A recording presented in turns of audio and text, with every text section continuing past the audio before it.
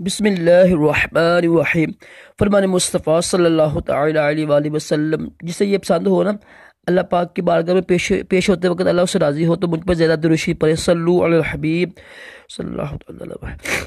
मिट्टी के बर्तन में खाना पीना सुन्नत मार के है। राशिद अतारी नूरी दवा खाने की तरफ से, और आप देख रहे हैं मुजर्रम नुस्खे। आज मैं मिश्री, एक कूजा मिश्री के फ़ायदे लेके आया हूँ साथ, जो बड़े बड़े इसके फ़ायदे हैं ना। लोग यूट्यूब के ऊपर ऐसे फजूल लिखते रहते हैं, ये फ़ायदा, हालांकि वो फ़ायदा होता नहीं है। जो हिकमत में इसके फ़ायदे हैं ना, अक्सर जड़ी बूटी के लोग बताते हैं ये फ़ायदे हैं, फ़ायदे होते नहीं हैं, अपने पास से बताते रहते हैं। बात क्या है, ये ना, ये होती है मुतदल, ना गर्म ना खुश्क। ठीक है, एक पत्थर होता है, ये देखिए सफ़ेद पत्थर होता है, चीनी ना, चीनी की तरह होती है ये। तो ये खांसी के लिए, गले की तकलीफ के लिए बहुत अच्छी चीज़ है। काली मिर्च के साथ ना पीस कर इसको अगर खाएं ना, तो गले की खराश के लिए, खांसी के लिए अच्छी चीज़ है। खून की कमी दूर करता है। अगर देखें ना चक्कर आ रहे हो, जल्द की जर्दी हो जाए, कमज़ोरी हो जाए, थकावट हो ना, तो उसके लिए भी ये बड़ी अच्छी चीज़ है।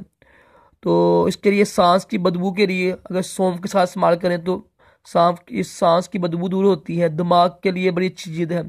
अगर थकावट हो ना, याददाश्त को बेहतर बनाता है, तो ये दूध के साथ इस्तेमाल कर सकते हैं। ये बनाई दूध तेज करता है। जिनकी होते हैं ना, मोतिया हो जाता है, जला हो जाते हैं ना, वो भी इसके लिए अच्छी चीज़ है। ये आंखों के लिए बहुत अच्छी चीज़ है। और ये होता है हाजमे के लिए अच्छी चीज़ है। सौंफ के साथ इसको इस्तेमाल करेंगे ना, तो इंशाल्लाह हाजमे के लिए बड़ी अच्छी चीज़ है। ताकत के लिए अच्छी चीज़ है। जिससे मुझे होता है ना, बड़ापन आ जाता है, तबीयत अबदर हो जाती है, तो इसके लिए भी अच्छी चीज़ है। नाक में खून आया ना, तो उसके लिए भी अच्छी चीज़ है ये मिश्री। ये 7 फायदे हैं सिर्फ इसके। इसके अलावा भी फायदे हो सकते हैं, लेकिन जिनको शुगर है ना, शुगर वाले इसको खबरदार इस्तेमाल ना करें, क्योंकि इसमें इसमें काफ़ी ज़्यादा शुगर होती है, तो उनके लिए नुकसानदेह है। अदरवाइज़ सब के लिए अच्छी है ये। इसको लाजमी इस्तेमाल किया कि चीनी ही की तरह होती है ये। तो उम्मीद है कि आपको आपकी इल्म में इजाफा हुआ होगा। सल्लु अल हबीब सल्लल्लाहु अलैहि वसल्लम।